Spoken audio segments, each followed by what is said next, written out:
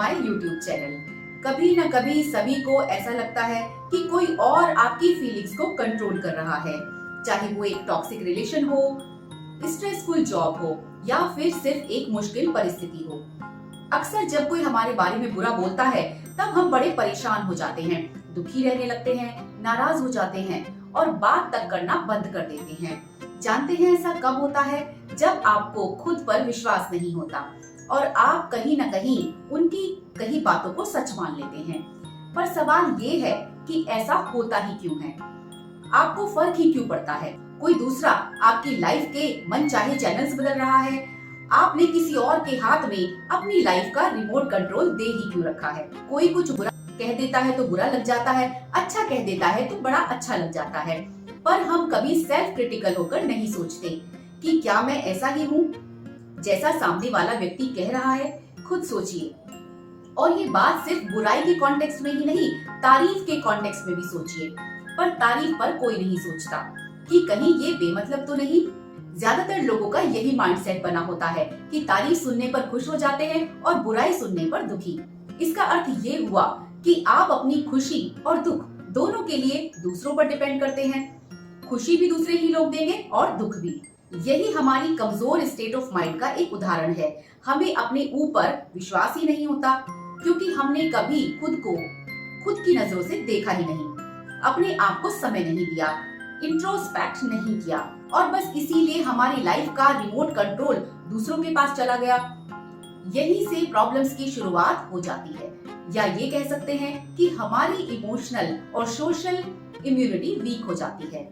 Medical science का भी यही मानना है कि अगर आपकी इम्यूनिटी मजबूत है तो वो आपको बीमारियों के वायरस से और लोगों की बातों के वायरस से दोनों से बचाएगी। खुद को अंदर से स्ट्रॉन्ग करना या मेंटली स्ट्रॉन्ग होना बहुत जरूरी है। पर बिग क्वेश्चन ये है कि हम ये करें कैसे? जब आपको दूसरों की बातों से सेल्फ डाउट होने लगता है तो इसे रोकने का पहला स्टेप है अपने ट्रिगर पॉइंट्स के बारे में जागरूक होना। कौन सी चीज या लोग या सिचुएशन आपको स्ट्रेस, एंजाइटी और परेशान महसूस कराती है? जब आप एक बार इन ट्रिगर्स की पहचान कर लेते हैं तो आप इन्हें कंट्रोल करने के तरीके ढूंढ सकते हैं।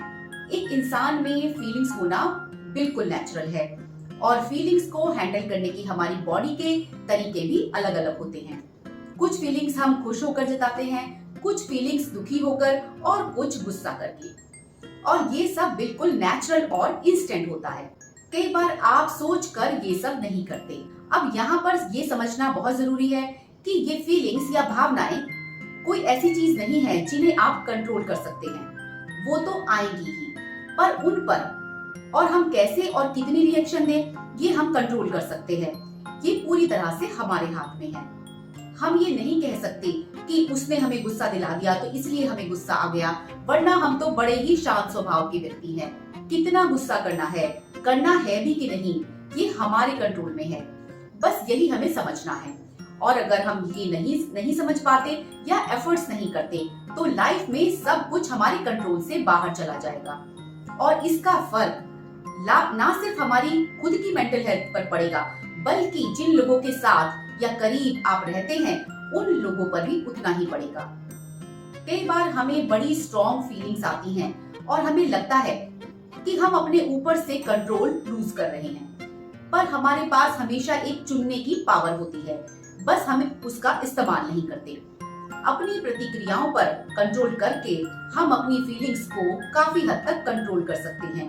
जब हम दूसरों को अपनी भावनाओं को कंट्रोल करने की परमिशन दे देते हैं तब हम अपनी इनर स्ट्रेंथ को खो देते हैं और इसका नेगेटिव असर हमारी मेंटल और इमोशनल हेल्थ के साथ साथ हमारे रिलेशंस पर भी पड़ता है, क्योंकि हमारा बिहेवियर और वर्ड्स ही हमारे रिलेशंस को कमजोर या मजबूत बनाते हैं। इससे तनाव, चिंता और सेल्फ रेस्पेक्ट में कमी होने लगती है।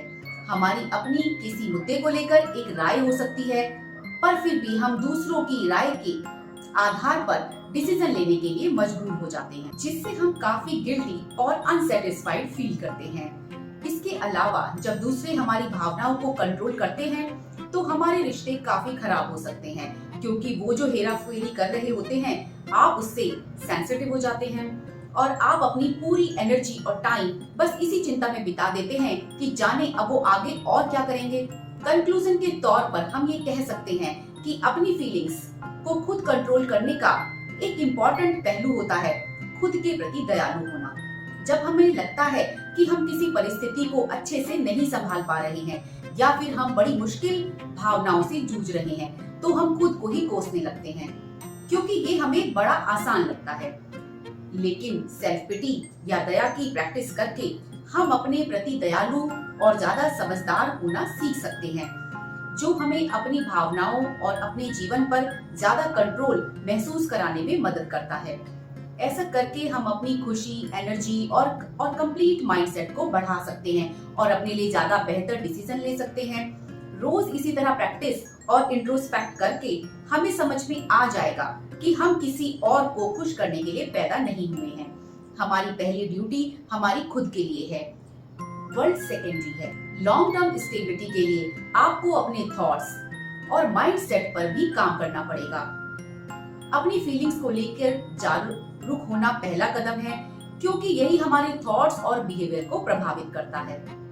अपने इमोशनल अवेयरनेस में सुधार लाने के लिए जिसके लिए प्रैक्टिस की जरूरत होती है, जिसके लिए हम कई सिंपल तरीके अपना सकते हैं, जैसे माइंडफुल मेडिटेशन, जिसमें हमें सिर्फ अपने अंदर आने वाले विचारों, भावनाओं और फिजिकल चेंजेस पर ध्यान देना है। ऐसा करने से खुद को बेहतर ढंग से समझ सकते हैं। रोज अपनी फीलिंग्स और थॉट्स को रिकॉर्ड करने के लिए एक डायरी बनाकर लिखें। लिखने से आप अपने थॉट्स के पैटर्न को ऑर्गेनाइज कर सकते हैं और ज्यादा बेहतर तरीके से इंटरनलाइज कर सकते हैं, और साथ ही उन ट्रिगर पॉइंट्स को भी पहचान सकते हैं जो आपको काफी मुश्किल लगते हैं। दूसरों से फीडबैक लें। कभी कभी खुद अपनी भावनाओं को पहचानना थोड़ा सा मुश्किल होता है। अपने ट्रस्टवर्दी दोस्तों या परिवार के सदस्यों जो कि आपकी नजर में अनबायस्ड हों, उनसे फीडबैक मांगने पर आप बेहतर नतीजे पर पहुंच सकते हैं कि आप दूसरों के सामने कैसे रिएक्ट करते हैं। इंट्रोस्पेक्ट यानी आत्मचिंतन बड़ा ही इम्पोर्टेंट गुण है फीलिंग्स को कंट्रोल करने का। इसके लिए समय निकालें और सोचें कि दूसरे आपके विचारों और व्यवहार को कैसे प्रभावित करते हैं। खुद से क्वेश्चन करें, मैं इस वक्त कैसा फील कर रहा हूँ, मुझे ऐसा क्यों फील हो रहा है। इससे आपको अपनी फीलिंग्स की गहरी समझ डेवलप करने में हेल्प मिल सकती है। लास्ट, दूसरों की बातों को उतनी इम्पोर्टेंस ना दें। वो कोई भगवान नहीं है, वो भी आपकी तरह एक इंसान है जो आप ही की तरह गलतियां करते हैं। हमेशा याद रखिए, nobody is perfect in this world.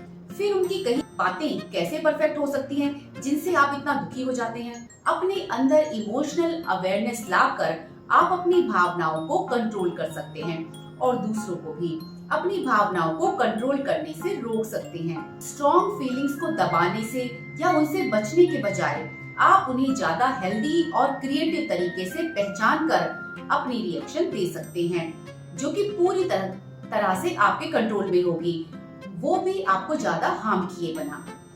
अगर ये जानकारी आपको यूजफुल लगी हो तो वीडियो को लाइक, शेयर और सब्सक्राइब जरूर करें। मिलते हैं नेक्स्ट वीडियो में ऐसी ही किसी माइंडफुल इंफॉर्मेशन के साथ। Till then be happy and control your feelings, and yes, don't give your life's control to someone else.